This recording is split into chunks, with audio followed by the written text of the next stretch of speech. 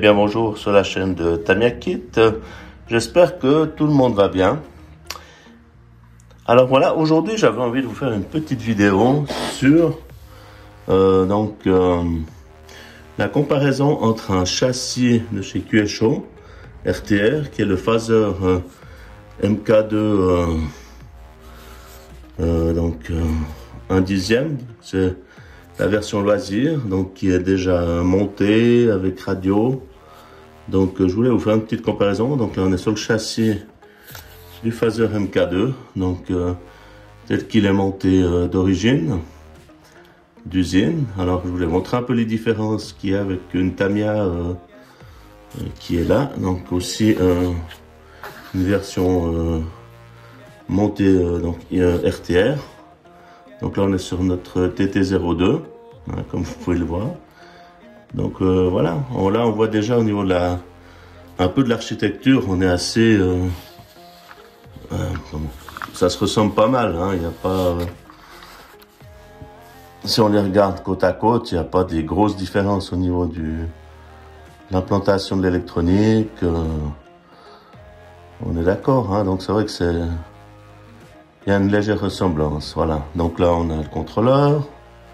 Ici, on a le contrôleur, le moteur. Donc, vous voyez, la transmission arrière, cascade de pignon arrière, c'est similaire. Enfin bref, il y a quand même pas mal de similitudes, hein, même si on n'est pas sur la même marque. Par contre, il y a des petites différences. Déjà, les différences qu'on peut constater, c'est que notre châssis Tamiya à ses vis cruciformes. Donc une des premières différences, hein, aussi dessous. Donc je vous répète, hein, c'est les versions RTR, hein, chez des deux marques, hein.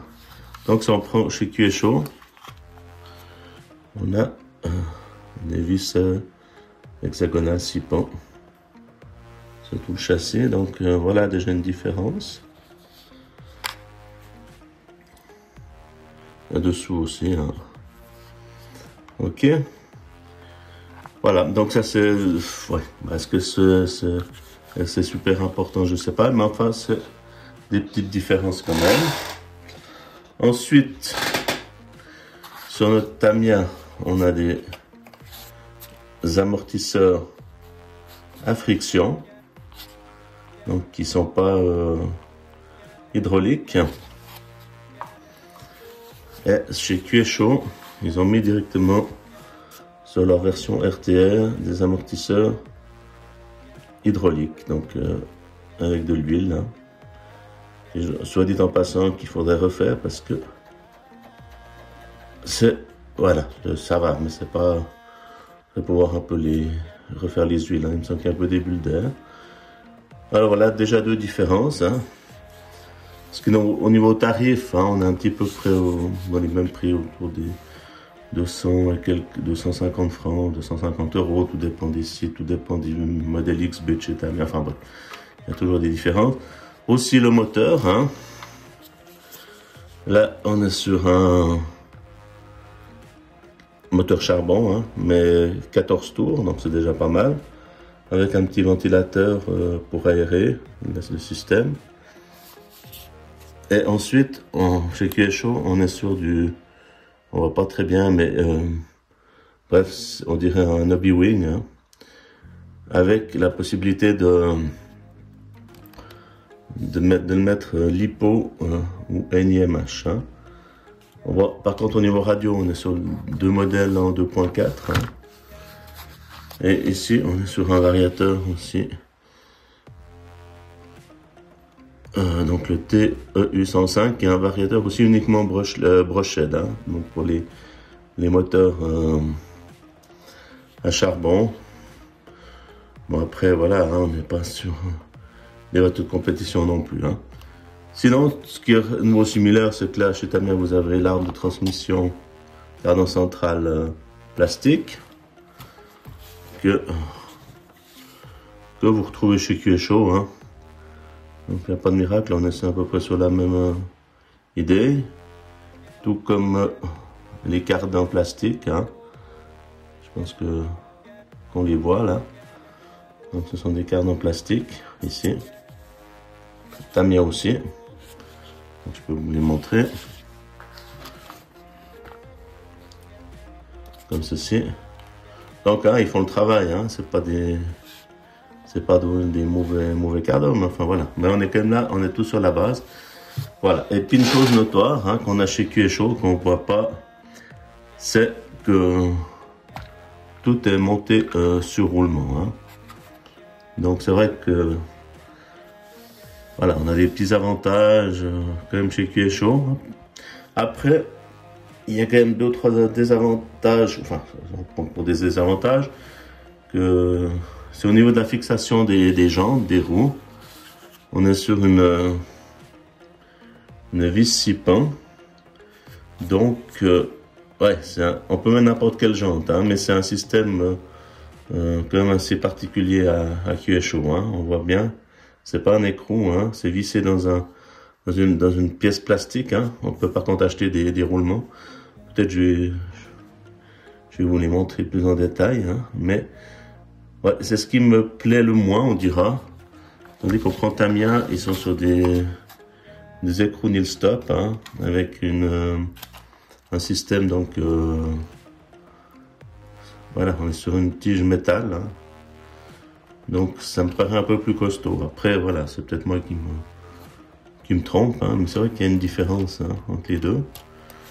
Et aussi j'ai démonté le capot arrière là chez QSHO, le pignon d'attaque, bon la couronne est en plastique chez Tamiya aussi, mais le pignon d'attaque moteur est en plastique, donc en métal alu en alu chez Tamiya. Et ici, on a un pignon plastique, pignon d'attaque en plastique que je trouve, ouais, c'est un peu, voilà.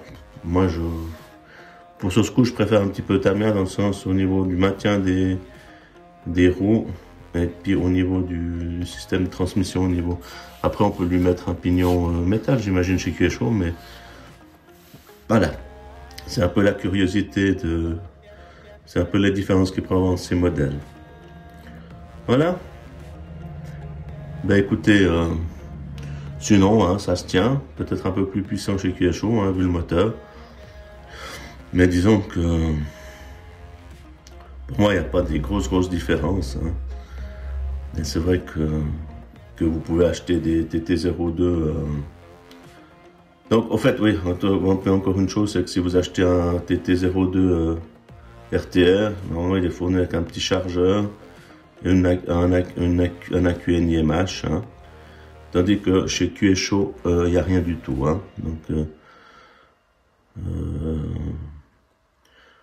voilà. Après, on n'utilise pas beaucoup les batteries NIMH, mais pour des modèles comme ça va aussi. Hein. Ok. Ben écoutez, voilà, je vous ai montré un petit peu. Et puis, je vais peut-être vous montrer quand même la fixation des roues. Donc voilà, j'ai démonté la roue avant. Donc, vous voyez, on a une espèce de système, hein, comme où on a notre faux frein disque avec un hexagone après. Mais le truc, c'est que voilà, ça s'emboîte là. Il y a des formes un peu comme une étoile. Et ça s'emboîte ici. Donc on est un peu sur un système propriétaire, hein, qu'on n'a pas chez Tamiya, si j'arrive à remettre, voilà. Où on peut mettre après la jante avec l'hexagone standard. Hein. On peut mettre des jantes Tamiya, il n'y a pas de souci. Mais vous voyez, c'est une petite subtilité de chez QSHO. Hein. Mais ça n'empêche qu'on peut mettre après n'importe quelle jante. Hein. C'est juste un système de maintien qui est différent. Donc on peut le voir. Hein. C'est à l'inverse. Au lieu qu'on ait la tige qui ressort, on a la vis qui va maintenir la roue de cette manière-là. Après avoir à l'usage, hein, moi pourquoi pas, hein, mais voilà, ça fait curieux. Hein. Voilà, je voulais vous montrer ça. Tandis que je pense chez Tamiya, vous connaissez le système, hein, comme je vous ai montré avant, on est sur un écrou standard avec une tige. Hein. Pas vous démontez la roue, hein, mais on voit c'est la tige métallique qui ressort, hein, on voit bien là sur l'écrou. Donc c'est vrai que c'est assez particulier. Et je voulais aussi vous montrer le pignon d'attaque. Hein. Ensuite, voilà, je voulais vous montrer encore. J'ai démonté le carter arrière, hein, comme on peut voir. Donc là, on est sur un pignon d'attaque en plastique. Donc c'était, je trouvais aussi assez particulier, hein, ce système-là. Je ne sais pas au niveau de la fiabilité, mais c'est QSO a fait ça, c'est qu'ils avaient leur raison, hein, que ça doit être quand même fiable. Hein. Mais c'est vrai que je connais pas beaucoup la marque, donc c'est quand même une différence notoire avec le TT02 ou Tamiya qui ont des pignons d'attaque en métal ou en aluminium. Enfin. Alors voilà. Bon là on voit qu'il y a les roulements, hein, comme on a vu sur la roue avant, donc c'est vrai que ça c'est fort appréciable, hein, pas besoin de remettre des roulements. Encore une fois, hein, faut que je me répète pour ceux qui rejoignent la vidéo, c'est des châssis, je compare deux châssis RTR, hein, de marques différentes. Donc pour vous le remonter, donc là, on est sur le QSO, et là on est sur le Tamiya. Hein. Puis pour répéter ce que je dis, c'est que là le pignon, je ne vais pas toutes les démonter, mais là le pignon est métallique, hein. Tout comme l'hexagone de roue, hein. Support de roue. Voilà. Écoutez, je vous remercie d'avoir regardé cette petite vidéo. Hein. Donc après voilà, c'est une présentation un peu sommaire. Hein. Vous pouvez me dire en commentaire aussi ce que vous en pensez, hein, la différence, si c'est valable ou pas. Hein. Mais pour moi, ça se tient. Hein. Voilà, je remonte au Tamiya. Ça se tient, hein, au niveau assemblage, qualité. Après, voilà, après c'est les préférences de chacun des marques. Hein. Mais comme j'avais les deux, bah, je me suis permis de vous faire une petite vidéo là-dessus. Hein. Voilà, mais écoutez, je vous remercie d'avoir regardé cette vidéo. J'espère qu'elle vous intéresse. Et puis, bon visionnage. Et je vous dis à bientôt sur la chaîne de Tamiya Kit. Au revoir, merci.